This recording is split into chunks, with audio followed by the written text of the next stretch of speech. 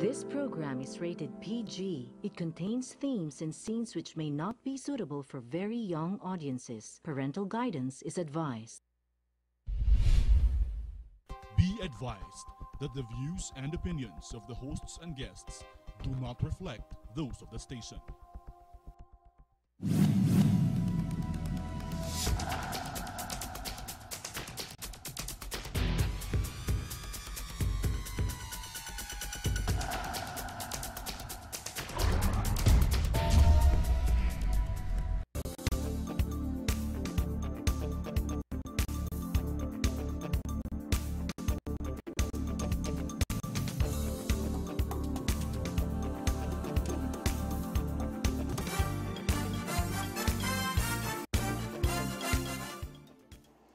Magandang gabi po sa inyo lahat. Welcome to our show, Heartbeat Live. I'm your host, Ray Orosa. Sa gabi pong ito, ay minarapat ko na marahil magsusolo ko ngayong gabi at kausapin ko kayo. At napakadaming nangyayari dito sa ating bansa na mahalaga at maselan. So, last week po, kung maalala nyo, nagdala kami ng bisita dito na nakikiusap sa atin tungkol sa problema ng COMELEC at saka ng Smartmatic, kung paano nilang binababoy ang eleksyon dito sa ating bansa. Na pwede na natin sabihin na lahat ng eleksyon mula nang nag-automated election tayo, although it was also happening before, ay house show. Lahat yan ay kontrolado ng COMELEC kung sino ang lalabas. At yan ang pinagmulan ng napakalaking kasawian dito sa ating bansa sapagkat maraming pera at lahat ng politiko, yan ang ginugusto na sila ay makontrola kung ano mangyayari sa halalan.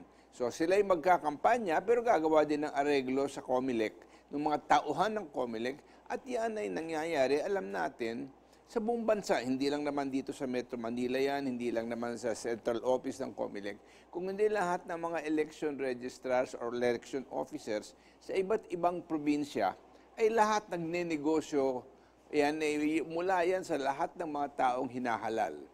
From top to bottom, especially during a presidential election. At saka, of course, even in the by-elections, yung bawat 3 taon, para sa mga congressmen, governors, mayors, etc., ay nai-impluensyahan at nakakayang kontrolahin ng COMELEC. Kanya yan ay sinabi natin sa inyo na walang mas mahalagang reforma, sa aking tingin lang naman, dito sa ating bansa, na magiging mas mahalaga pa sa paglilinis ng ating proseso ng halalan. Kung saan ikaw at ako at lahat tayo ng tao dito sa ating bansa, buo ang ating kumpiyansa na ang boto natin ay nabibilang ng tama at hindi na dadagdagan ng bilang at hindi na babawasan kung ano lang talaga ang lumabas. Yan ay hindi na natin pag-uusapan sa ngayon, maybe in a few weeks o sa susunod na linggo, I will again bring another expert on our electoral process who is part of the IT community, bahagi ng IT community, na makakapagsabi sa atin at magpapatunay na talagang irremediable na yung sitwasyon. Hindi na pwedeng ayusin yan at ganun na kalala na kailangan drastic measures na ang kailangan para mabago yan. At ang unang-una dyan ay ang pagpapatalsik ng Smartmatic, sapagkat malinaw na hindi lang sa bansang Pilipinas, kundi sa ibang bansa pa, na yan ay talagang ginagamit lang ng mga certain parties to try to influence at ma-influensyahan ang eleksyon sa iba't ibang bansa para yung agenda nila ang maitulak. Kanya yan ang sinasabi natin dito na baguhin na yan. Pagkatapos, mareforma ang COMELEC sa pamamagitan ng pagbabago ng mga tao sapagkat nakikita natin na sa nakaraan ng COMELEC, maski na ang desisyon ng Korte Suprema hindi nila tinutupad. Ayaw nilang tuparin. Akala nila sila ay hari sa kanilang kaharian at wala nang maaaring pwedeng magsabi ng inipapa. Because of that, sabi nga nila, absolute power corrupts absolutely. At gano'n na po ang nangyari, kanya lahat ng mga chairman at marahil yung iba pang mga commissioner dyan, ay akala nila sila ang hari ng mundo. And you know, the actuations of the previous chairman and other commissioners there in the COMELEC really, really sucks. Now, I am personally aware of quite a number of instances when I can say that that is fact, that is not speculation. Pero hindi na natin tutuntunin pa ang detalye ngayon, pero yan lang ang pinadala namin sa inyo in this last couple of weeks, yun ang ating pinag-uusapan. Pero sa gabi pong ito, ang gusto kong pag-usapan yung mga nakikita nating mga balita na lumalabas sa ating mga pahayagan tungkol sa kalagayan ng kalusugan ng ating Pangulo. I'm concerned about this kasi alam mo, hindi na naman batang munti or napakabata pa ang ating Pangulo. He is already past 70.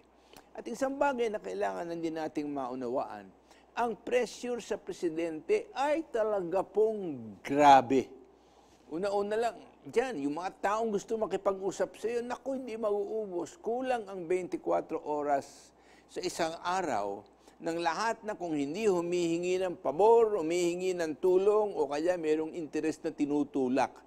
Pambihira siyang makakapag-usap ng tao na walang ginugusto sa kanya, kundi ang kanyang kabutihan lang o ang kanyang success o sa kanyang gawain. Kung dito natin nakikita that the President has been making statements na baka magbitaw siya at baka ganito at baka ganon.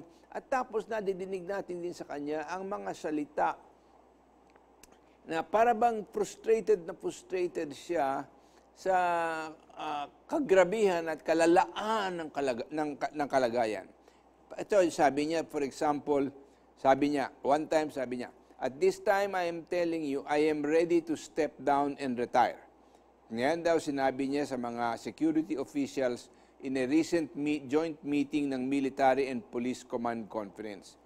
Tapos ito rin sinabi niya tungkol naman sa korupsyon. Sabi niya, "Graft is so embedded o nakabaon sa ating bansa at sa ating usapan at sa ating pagkatao. It is endemic." Ibig sabihin yun, kalat na kalat sa lahat ng level ng ating lipunan. And it is always part of the territory of a transaction, especially by government. Okay, what is he saying?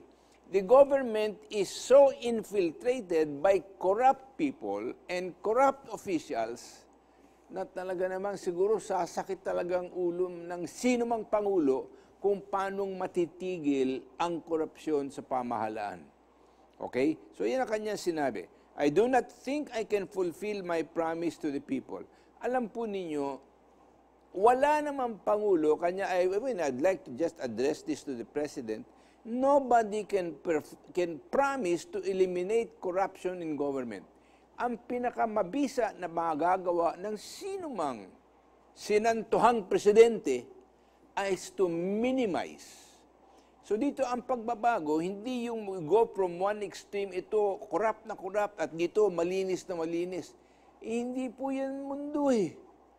Dito sa mundo, we have to live with imperfection. Kanya dito, kailangan natin sabihin sa kanya, "Mr. President, di naman talaga hinahanap ng tao yan. Hindi sila naniniwala sa iyo pag sinabi mong matatanggal mong nung una na sinasabi mo, alisin mo ang corruption at ikaw ay galit na galit sa corruption, that you hate corruption." No. Hindi ka naman pag-uusgahan ng tao dahil meron pang corruption. Ang hinahanap lang nila na yung mga nabubuking, yung mga nahuhuli, kaibigan o kaaway, pare-parehong humarap sa batas at malitis at makonvict at makulong kung sila'y hindi gumagawa. Ang pinsan nagiging problema dito ay maybe you are being misinterpreted, na may misinterpret siya ng taong bayan pag sinasabi niya, pagka dito na parang alyansa niya, rule of law, follow the process. Pagkaaway niya, bitay, patayin, barilin. Yun ang nakakagulo sa mensahe na gusto mong iparating sa taong bayan na ayaw mo ng korupsyon. Ang ibig sabihin nun, kung ayaw mong korupsyon, kailangan pare-pareho ang trato mo sa lahat ng nagkakasala at lahat ng nagiging korap. Hindi yung biglaan lang na hindi mo na kursunada, pagtututuruan mo, lalaitin mo, tatakutin mo, babantaan mo. Pero pagka mga kasama mo, tahimik ka, hindi ka kumikibo. O hayaan nyo yung proseso, bayaan na nyo. Iyon ang nagiging kontra sa iyong kagustuhan na mabago ang kultura nitong ating pamahalaan when it comes to corruption within government. Pero tama ka in terms of pursuing that campaign against corruption, sapagkat pag medyo na itinumo ng konti ang pamahalaan, malaking bagay at ibig sabihin yan sa taong bayan. Kanya dito kailangan natin tingnan, at one time I was trying to advocate and I've said it here, sana meron kang bastonero na tumitingin sa lahat ng LGU or local government units para malaman kung ano ang karanasan ng taong bayan kapag sila'y nakikitungo sa programa or sa pamahalaan. For example, I will give you ito, one aspect din ng corruption, pero ito involved, ito katakot-takot, no? Tingnan mo na lang yung ating PhilHealth. Diyan makikita mo dahil sa ang PhilHealth ngayon ay nagbabayad ng marami para sa mga pagpapagaling ng karamdaman ng maraming tao. Alam natin na katakot-takot na abusong ginagawa dyan, madalas ng maraming mga doktor. Kung ano ang sinisingil, meron dyan, ito nga, kinwento sa akin ng isang kaibigan ko, binagyan siya ng isang prosesong ganito, nagbayad siya, of course, he was a senior citizen, siningil siya ng 1,000, pero ang siningil sa PhilHealth, something like 7,000 or 8,000. Yan ang parati natin nakikita na siyang nangyayari na ini-inflate nila ang medical cost and medical charges for a procedure. Hindi ko naman maintindihan kung bakit ang PhilHealth dapat naglalagay ng standard na tama at ayon, hindi ayon sa gusto ng doktor. To qualify for reimbursement under the PhilHealth system. Kasi diyan, karamihan ng pera ng PhilHealth nagagasto sa mga inflated bills. So, sa lugar ng matulungan, palagay na natin ng 100,000, ay baka ang natutulungan lang nila 20,000. Bakit? Kasi nauubos agad yung pera sa inflated bills. That is a form of corruption and that is only one part of government. Yung problema dyan sa construction, naalala ko, lumabas sa dyaryo, sabi ng Secretary Villar, ay nako, I'm handling 10,000 projects. Alam mo, kung ang Department of Public Works and Highways, ganun ang mangyayari na 10,000 projects, they do not have enough people to watch the quality of the performance of contractors. Hindi ba yan parating nangyayari at nagiging problema? Lalong-lalo na, for example, sa mga projects ng probinsya or local government units. Nakikita natin na ang gawa doon ay waso. Paano mo matutuklasan? Umihilang ang pusa at umulan ng konti, nakikita mo, parang natutunaw yung mga karsada. At saka yun, nagsabi nga dito yung isang senador, ano ba yan? Itong karsadang nandito, sisirain para maipagawa nila uli. Bakit? Sapagkat salapi na naman yun para doon sa mga gumagawa at saka yung mga sponsor ng mga proyektong yan. So dito natin nakikita na maraming pagbabago na maaring magawa. But, ang isang problema na hinaharap natin ay ganito. Kung meron kang karamdaman, at yan ay sinasabi mo na, you are not in sinabi ni Joe Masiso, na alam naman yun, meron kanyang punto yun at saka meron kanyang agenda. But, ang kalusugan ng Pangulo ay mahalaga sa bansa at sa taong bayan. Pero kung meron kang karamdaman, hindi ka naman, if you're not in coma, and it's like meron kang nararamdaman, well, it's your duty to get the proper medical attention para hindi ka naman maging and there's nothing wrong with that. I remember, in America, inatake sa puso si Dwight Eisenhower. It was all over the press. Nobody, in other words, hindi tinago sa taong bayan. Yan kasi nag-umpisa yan panahon ni Marcos eh. Naoperahan siya, meron siyang kidney transplant. Ayaw sabihin sa tao, naalala ko nung namatay si Ninoy, pinatay si Ninoy, labas sa television si Marcos, kalalabas lang niya ng operasyon yun. tibay ng loob.